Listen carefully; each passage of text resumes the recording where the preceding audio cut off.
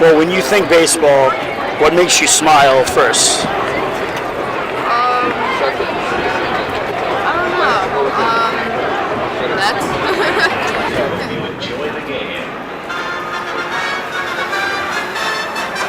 So I'm going to start off with a very general question. What is it with the New York Mets?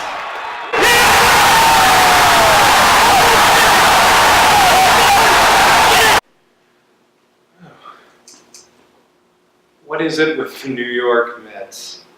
What is it about the Mets? What is it with the Mets? Why the Mets? Well, New York Mets are a baseball team that has been around since 1962. Came into this world kicking and screaming and making errors, and I get the feeling they haven't quite grown up yet. I was born in New York, grew up on Long Island. My mom and my late grandfather were huge Brooklyn Dodger fans who became Mets fans after the Dodgers left and the Mets were born. So I grew up with the fandom. I was 8 years old when the Mets won the 1969 World Series, and by that point I was hooked. I was following. I have memories of watching the 69 season, watching the playoffs, watching the Mets win the World Series, so I've been a fan ever since I was a kid. You know, when I first started following the Mets, they were awful. Every win was an amazing miracle, it seemed, because they were just terrible. It's kind of easy to root for them because they're the underdog. They really are the team that was eventually going to get better, maybe, you hoped. But there was no pressure, of course, rooting for the Mets because they weren't going to win. So you go to the game and you have a good time, and if you see something interesting, it was fun. I think those of us who are still babysitting the Mets are still hoping that they'll come of age one of these days. That's a good ball. That's a good ball. Son of a gun! Son of a gun! Yeah. It's been a long adolescence or a long childhood.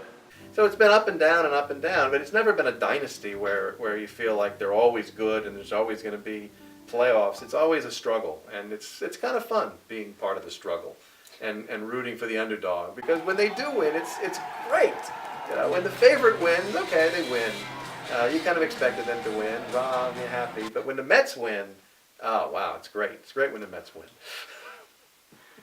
I guess I had the sense as a 6-year-old that baseball was the national pastime. I'd read that. I'd seen it in Peanuts, which was very big at the time. Charlie Brown was always playing baseball. I know that he had football taken away from him by Lucy, but baseball he kept coming back to. Baseball is what kids should be interested in. It was normal. As a 6-year-old who had very little contact with the rest of the world by dint of being 6, I didn't necessarily feel normal all the time. So when into my consciousness came this baseball team, it seemed that they were popular and they were on the verge of doing something spectacular because I was 6 in 1969. It felt like the right thing to get into. I realize that kind of makes me sound like a front runner because I was going with the team that went on to win the World Series. I think I have shed any front running where the Mets are concerned because there has been very little to front run since then. Well, I'm originally from a small town in the state of Washington. So I grew up actually a Montreal Expos fan because we got Canadian television. But National League, more than American League, we were from a family of Yankee haters, so we were definitely a National League family. The Seattle Mariners were born just a couple of years before I left town. I do remember the Seattle Pilots from 1969, the one season they spent in Seattle, but didn't really have my own team, and the Seattle Mariners hadn't really become my team when I came to New York to go to college and met Sharon. She and I used to spend dates at Shea Stadium, which was a great date for a college student. It was 50 cents on the subway, and $2 for general admission seats at Shea, and half the time they were giving away a T-shirt or a lunch bag or something. We were college students. We put those things to good use. Yeah, so we went to a lot of games in those bad years, 79, 80, 81. My earliest specific memory was the Mets chasing the Cubs in 1969. I had no idea the Cubs hadn't won anything. At that point, they hadn't won a pennant for 25 years almost, that they hadn't been world champions for more than 60 years. To me, the Cubs were the big bad Cubs. This was reinforced because every day on the back page of the New York Post, there was a cartoon showing the Mets as a duck, beloved duck, and I like ducks, were fighting this angry-looking bear, Nemesis, and I rooted for the duck. I rooted for the duck because he was the New York Mets, and it occurred to me because I lived in the greater New York area that you're supposed to root for a team from around where you live. And they were the underdog, or the underduck, if you will, and coming from behind. You know, I did standings every day. I went to the batting averages and the wins and the losses. I watched the playoffs where they beat Atlanta, and I watched the World Series where they took on Baltimore, who was supposed to be so much better. It just became the most important thing in the world to me. I was rewarded instantly, which doesn't happen all the time, I suppose, if you're a sports fan. I think as a result of this, I never quite bought into the idea, despite the Mets' humble origins, that the Mets are supposed to be losers. The Mets are supposed to be lovable losers. Lovable, yes, but in my mind, they're the defending world champions because they're still defending a crown that they won for me when I was 6 years old. Even though I only followed it up once, that brought a lot of goodwill for me. As the 70s went on, and I got older, and the Mets kind of fell apart, I stuck with them. They came back in the 80s, and it felt like we were back where we belonged. We won another world championship. And since then, I'm waiting for another one. It hasn't happened yet. But it would never occur to me to not keep waiting, to not take it personally. I live in West Windsor, New Jersey, pretty much the vortex right between New York City and Philadelphia. It's an area with Mets fans, Phillies fans, Yankees fans, all coexisting more or less harmoniously. More or less. Much snow still Probably on the can't ground. dig out home plate at this point. If you could see the patio when it's not covered with snow, it is in the shape of a baseball diamond, with home plate, pitcher's mound, and the bases around the sides. And we have home and away seating here. For these are seats from the orange level at Shea Stadium, and over here are seats from the now defunct Veterans Stadium from Philadelphia. So this is a throwback to the days when the Mets and the Phillies would play at the Vet or at Shea, and we recreate those games with wiffle balls out here on the on the patio from time to time. So yeah, so this is the baseball room more or less, Or at least one of them. where we have finally had a place to hang up some of our collected memorabilia from you. Kevin and I actually put together all of those items during the 1986 season. We collected each of those pins when the Mets won the division, the pennant. And it was a giveaway one day at Shea. Then we went off to Boston for law school, and the Mets started to get good while we were away. 83, 84, 85. We came back in 86. We actually split our time in 86, half at Fenway Park. We lived just a couple of blocks away from Fenway Park, so we watched the Red Sox. We knew that Red Sox team inside and out. And then in July or August, we came back to New York and settled back in New York. And of course, we've been following the Mets the whole time. So to have the Red Sox and the Mets come together in the World Series that year was just awesome for us. And of course, it was nice that the Mets won it. Just to look at it from the larger angle of where I was in 86 and where I think we as Mets fans were as a people, what struck me about it was it felt so right. I don't want to say we deserved it, like God's chosen people or anything, but it was as if everything that had happened between 1969 and 1986, or if you want to just compress it to after 1973, when the franchise went downhill and so many terrible things happened. When we got to that moment on October 27th, 1986, that there was something it goes beyond gratifying. It was almost validating. It's like, okay, like we did everything we were supposed to do as fans. We stuck with this team, and we have been rewarded. That feeling on that night and in the days to follow. I mean, yeah, yes, I did expect more. I never would have dreamed that we wouldn't finish first in '87 and that we wouldn't win the World Series in '88 and so on and so forth. But just that moment of validation stays with me. I'm fascinated by the idea that it is ancient history to, not just to all of us after almost 30 years, but to people who didn't live through it. In moments of frustration, I hear younger Mets fans, or maybe even older Mets fans, say, enough about '86. I don't want to talk about '86. You know, where's the shortstop? Where's the left fielder? But I always like to say that, you know, I wasn't around in 1776, but I celebrate the 4th of July, and I think 1986 and 1969, and then all the rest, but especially 69 and 86, belong to everybody who decides, you know, they want to wear a Mets jacket and put on a Mets cap and go to a Mets game and call themselves a Mets fan. I'm glad they put that down there for everybody, every one of us to look back on or to discover for the first time and enjoy. And God knows I enjoyed it. You know, someday I fervently believe we'll all get to enjoy it again. And the mantelpiece then is just a collection of Various yes, bobbleheads. potpourri of things from the Met. Most of them are Mets.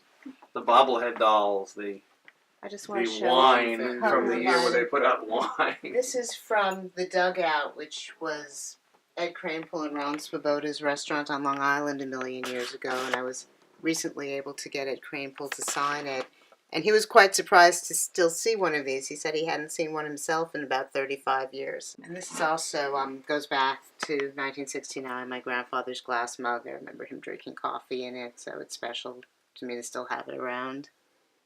For me, it is the family connection. Anytime I've thought, I've had it, I'm done with these guys, I think of my grandfather. It's kind of the last connection I have with that generation. The last memories that are still strong for me are him, you know, staying up and listening to the games on the radio, the West Coast games, the concept that they started at 10 at night and he was still up there, you know, really made an impression when I was young. And I feel if I left the Mets, I'd be leaving that chunk of my family history that's so tenuous for me at that point. So I can't do that. I'm in it for life because this is how I still have a connection to my family that's no longer with me.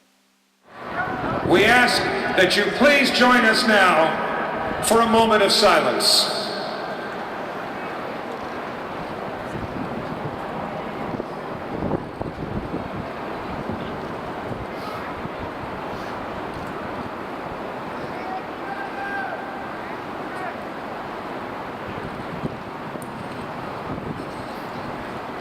Thank you. Part of the reason I wear this ring, which is a blue star sapphire, is that my grandfather always wore a star sapphire. And so I wear this when I go to games. It makes me feel like he's there with me. And I feel that the fact that Ross is such a fan now is kind of the ongoing connection from generations. My son will never know my grandfather, but there's a connection which hopefully will continue down to my grandchildren. The similar to the back glove, the trivia cards. Trivia cards? Yeah, the Band-Aid Oh, box with gosh. the trivia cards. That's something new every day. Well, this you're related to this one, Ross, because Huh. Oh gosh, I remember What?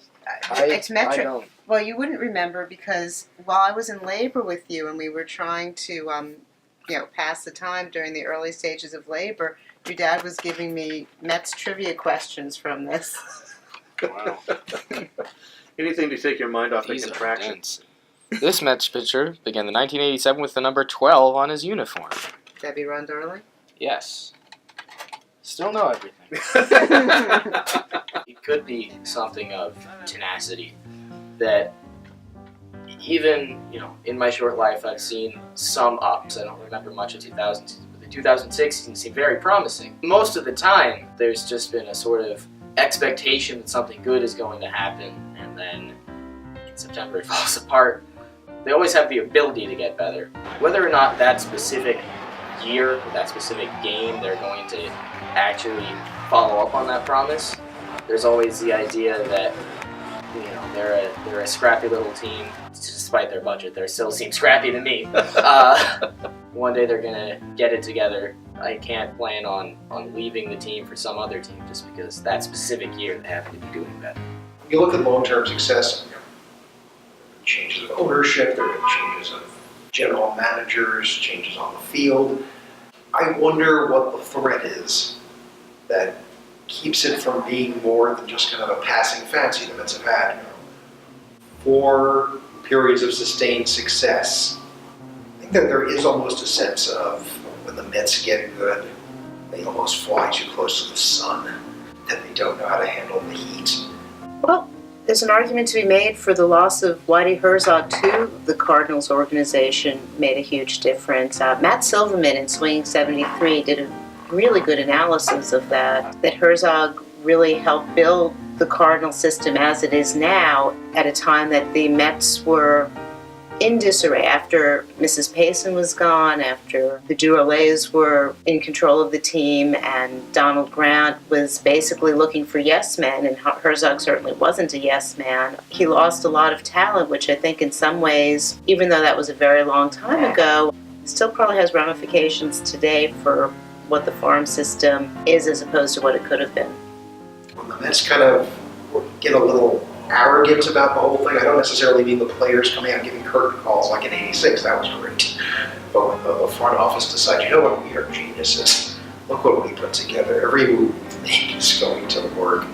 Within 2 years, everything falls apart. And that seems to be the one thing I can find. Too much hubris for an organization whose karma does not respond well to hubris. They're not good at guarding the gates.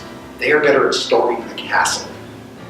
When you think about the Mets as a team and why they're not better consistently, I blame the Yankees. And I can say that because the Mets management is not patient. Maybe it's the New York media, maybe it's the New York fans who demand success and demand winning now. But the Mets organization is never patient enough with their young players. They don't bring the players up and plan for the future with, this guy's a kid, he's in AAA or AA. 2 years from now, 3 years from now, he's going to fill this slot on the Major League roster. The Met management has always traded that guy away to go find some free agent. And it's never the best free agent, and that's part of the problem too. But they feel so compelled to put a team on the field that's going to win, even though they don't. They're going to try to put a team on the field that's going to win, and that, I think, really stunts the development of the kids. And the same thing with the kids who come up. There's so much pressure.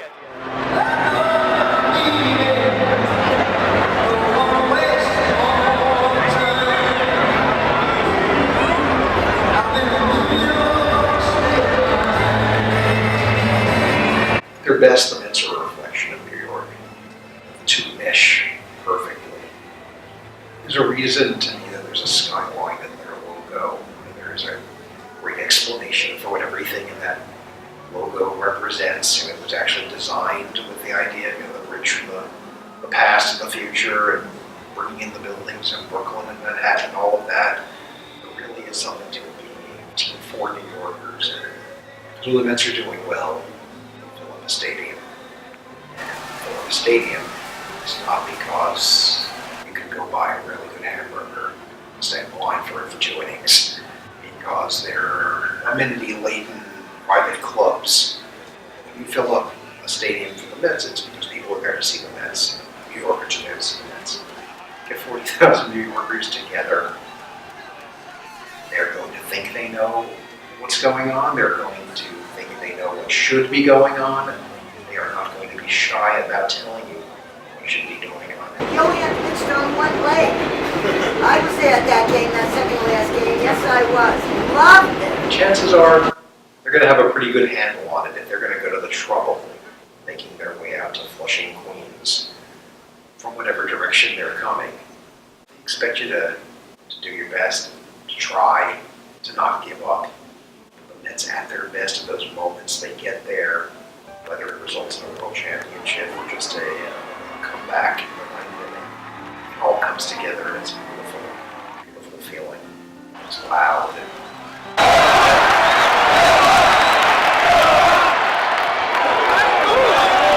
It's demanding, but it's understanding. Players who revel in that, who want to hear the